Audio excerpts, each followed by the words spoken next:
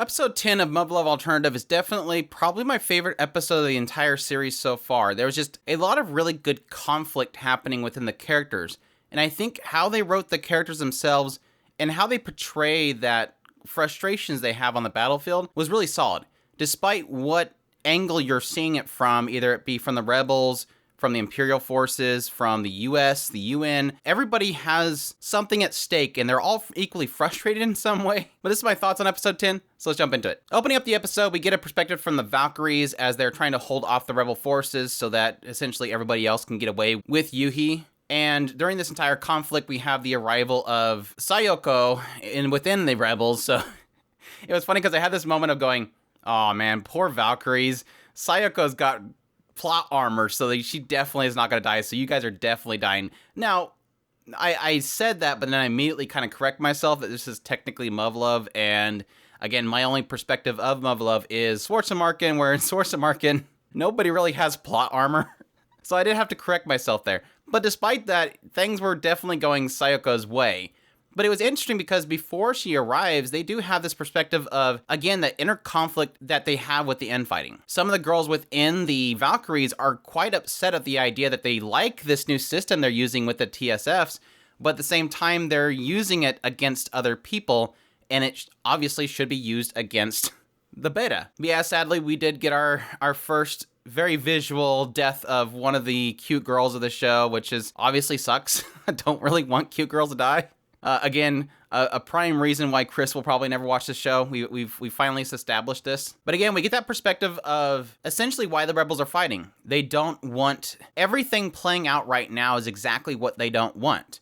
They don't want the Empress to be within the hands of the UN and the US, essentially taking their future away from them.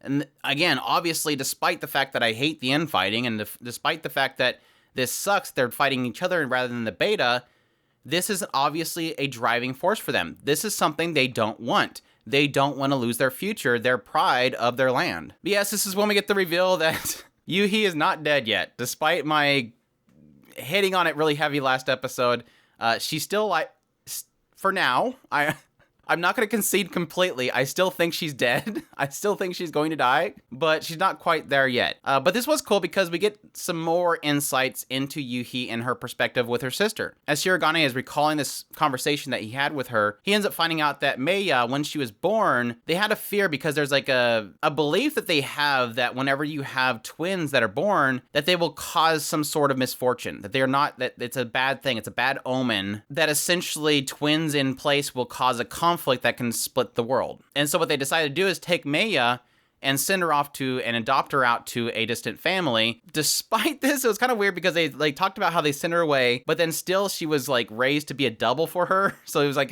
okay, she's brought back now. But even still, Meiya's placement into the UN base was a way of creating a bond or a trust with the UN from Japan. And so despite the fact that they were hoping that she'd be able to live off on her own away from the politics, she's still kind of caught in the middle of it. And it's so funny to kind of get that perspective and then to see how essentially they're playing out that belief. Now they are both a part of this big split, this conflict, this misfortune, despite the fact that they sent her off. But yeah, this is when we have the US soldier that's with them commands Shirogane to give her a sedative. That she's got this motion sickness, she's very in a severe state, but if they give her this sedative, that will kind of allow her to recover while they get out of there, so they can get back to moving again. But yes, obviously, according to most everybody there, Shirogane is recalling all this training from the professor, and then you have Mana's obviously saying, no, that's not a good thing, it could kill her, you know that. This is where we get that really cool conflict happening within the story, and granted, it kind of turns it into this whole thing where it was all Mana Tsukuyomi's way of stalling them so that she can end up resting in the end. But I really love this scene. This entire scene right here was great. I just loved it. The voice acting was phenomenal. The way that it played out was phenomenal. It was one of those points where despite what direction you're seeing things from, nobody's incorrect. Like I said even before, technically the rebels in their mindset is not incorrect. They're not this evil masterminds that are just wanting the destruction of everything. They see what they're doing is correct. They don't want Japan to lose what they know of. And even like we've said before with the last episode and previous, you have a lot of people, including Shirogane. You have Kyobin Yuhi sees it as well. everybody sees that this is definitely something that's correct. The politicians and the military leaders were wrong, and so the rebels are correct. But here it was even more compounded. I just, like I said before, I think the reason why I love this episode so much is like this point right here, this conflict, this conversation was so well done. Because I think all the way up to this point, again, we see the rebels as evil. We see the U.S. as evil. They don't want them there. The professor's like, if they had it their way, if they owned this land, they would just nuke the entire land. They have no care for our homes and everything here. They just see it as a battlefield, a battlefront to keep the Beto away from them. Because if Japan's not there, they're in U.S. soils. But despite that feeling that the Americans are bad, you have this moment where, yes, you could technically probably go ask the U.S. leaders, like, what would you do if you had the Japan land as your own? They would probably say, yeah, we'll drop a nuke on it. Like, they're not wrong to think that U.S. would do that. They've already had the U.S. abandon them before. Nothing about their perspective of the U.S. is incorrect. But what's great is despite that knowledge, despite that conflict there, the soldier here and now, this guy right here, all he sees is there's infighting. It's their fault that they're there, and they're losing soldiers because of it. And so from his vantage point, it's like, let's get out of here so we can stop this so I stop losing my people. Well, we can't do that because we could lose her and it'll have like this anti-Japanese rhetoric that would come from it. I don't care. It's your guys' fault that we're here. It's your guys' stupid childish conflict that we're here and I'm losing my men over it. You can't argue it. Like, he's not wrong. And I love that Shirogane, even he acknowledges it. And I think a lot of the other people that were there, you know, it shows a lot of the other characters like Tama and stuff. I'm sure they don't argue it either. Granted, they shouldn't speak up at that point because you essentially have two commanders are fighting against each other and their speaking out is not allowed. But you have this conflict and he's not wrong. But at the same time, Mana's not wrong.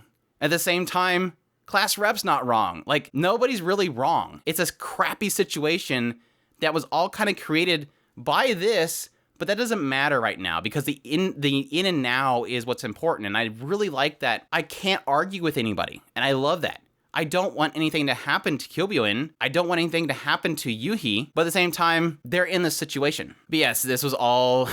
And it was funny because they play it off like, oh, well, I guess you got what you wanted anyways because you stalled me. They got real heated in that conversation, obviously. But at least them actually waiting long enough. But against them is that was a long enough time for Sagiri to get his... Apparently, he just put a bunch of TSFs in a plane and flew over and just dropped them off.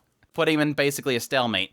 And again, I didn't really catch how he found out about it, but it feels like he's wanting a ceasefire for about 60 minutes.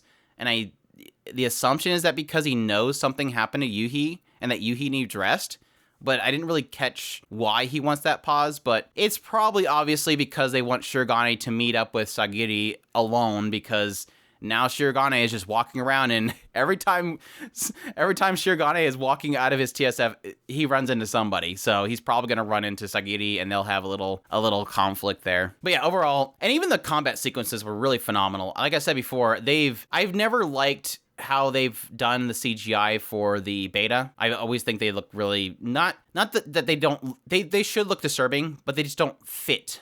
They don't fit physically into the art style. But the TSF, the mechas they look so good. The combat sequences, despite me not liking watching the girls die, the combat sequences were really well put together. A lot of cool, I love the sword combats. I've always liked melee type mecha fights. Like, that's why I liked Breakblade, is because it was more melee. Iron-Blooded Orphans, more melee kind of stuff. But yeah, phenomenal episode overall. I am a little bit worried at this point what we're looking at conclusion-wise. I haven't seen anything that this was supposed to be a multi-core. Now, granted, you guys can probably correct me if I'm wrong, but it could be that these 12 episodes will cover what Alternative is. But it feels like a lot of the story buildup that we've had over the last, for the first 8 episodes at least, was all about, the Alternative 4. It was about getting this formula from the teacher. It was about traveling back in time. And now it's been so focused on this rebellion and this inner conflict that all that stuff kind of is, what happened? Where is this at? So I'm almost afraid that it's going to come to episode, because I can imagine episode 11 is going to be, what comes after this little stalemate. And then episode 12, maybe a final thing. But I don't see them wrapping up the Alternative 4. I don't see them wrapping up getting the formula. all that stuff they've been building up for the first 8 episodes, I don't see it wrapping up for that final episode. So I don't know if this is supposed to be 2 core, or if you guys can correct me, like, no, that's it for this. The rest of that stuff is covered in this one or what, but definitely let me know that in the comments, because I'm kind of worried at this point. Like, do you guys see this ending at a good point? And if it ends on a good point, do you see this getting us another core, or has there been an announcement? I haven't seen anything on it yet, so. But yeah, that's my thoughts on episode 10 of Muv-Luv Alternative. It's the second time I've recorded this, because the first time I just didn't really feel like it was a good enough recording, but I hope you guys enjoyed. If you did, leave a like down below, comment, let me know what's all the episode, subscribe if you haven't already, share this video if you can, support us on Patreon, the tips link in the description below. Definitely appreciate everybody that does, and y'all take care.